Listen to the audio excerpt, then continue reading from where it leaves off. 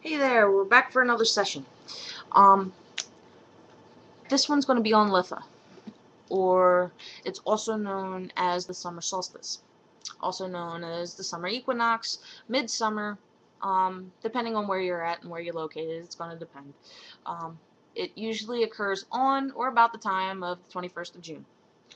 Um, Many legends explain this phenomena as the darkness triumphing over the light. The darker brother kills the lighter brother in these legends, and the brother who dies resides in the underworld until it is time for him to return and slay his brother again to rule for the next 6 months. The stories of Lu and Gurnaway and the Oak King and the Holly King are but two of these legends. It is interesting to note that Christian religion has also tried to usurp this holiday by decreeing it the birth of John the Baptist and declaring it his feast day. Now, other saints in the church are only remembered for the day that they died, usually in martyrdom. So it is very curious that St. John the Baptist should be the only one recognized on his natal day. Also, the original birth of Christ was moved from late spring when he was originally born to December 25th to coincide with the birth of all of the other sun gods. So even the Christian religion has rotated to the pagan cycle of the earth, with their births lining up with our solstice. The natural cycle, what we all call the wheel of the year, is evidently highly compelling.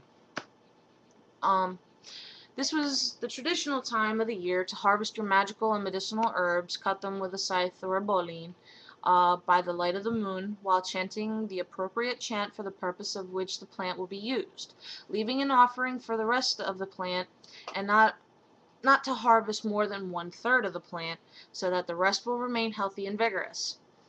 If you have to harvest the roots, then you will need to find a bunch of them growing together, and then only harvest 1/3 of them. So that the rest will thrive in the space you have just provided. Harvesting a branch should be done at the lowest junction where the branch joins the main plant, and be careful not to damage the remaining plant. Nature will provide all of our needs, but not if we destroy her gifts. Um, at this point, if you live in the southern part of the U.S., you can harvest many plants now also, unless you are in the deep south. This far south, like southern Florida and southern California, not much that has magical or medicinal value will still be alive at this time. Most of the harvesting must be done at Imolc or Ostera, because the intense heat and sunlight will have burned off many herbs by this time.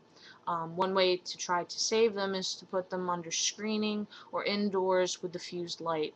This will enable some of the hardier varieties to survive through the early summer at least. Since the sun at Litha is entering Cancer, a water sign, this holiday is one of the best ones for gathering your magical water, which will be used on your altar and in your spells for the coming year. We usually go to the beach at Litha um, and gather salt water. It really depends on who you are and what you like to do. Personally, I don't gather seawater. I don't see the point in it. Um, I make my own holy water at this time, or my own charged water, because I find that not only can I charge it underneath of the sun, but I can charge it underneath of the moonlight as well. If you don't live near the sea, another excellent source of magical water is rain from a thunderstorm, and there are plenty that occur at this time of the year. The more electrical energy the storm puts out, the more energized the water is, so the fiercer the better.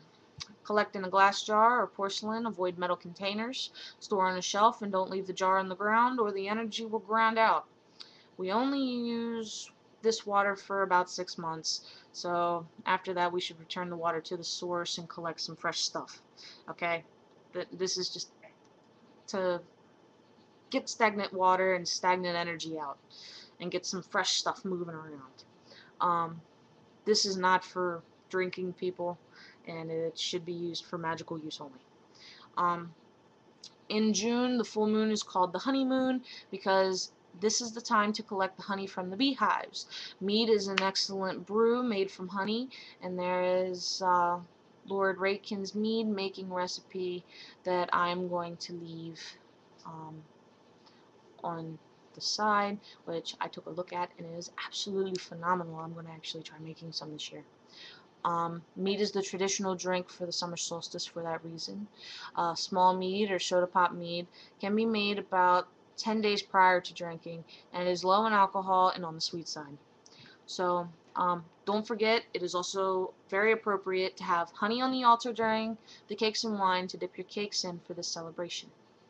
Okay, so don't forget that.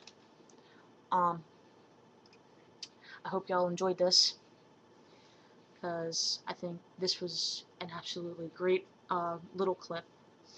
Sorry it wasn't longer, but I'm truly just absolutely astounded by some of the things that we can do on these different holidays. And I always have been, and I hope that most of you will be too.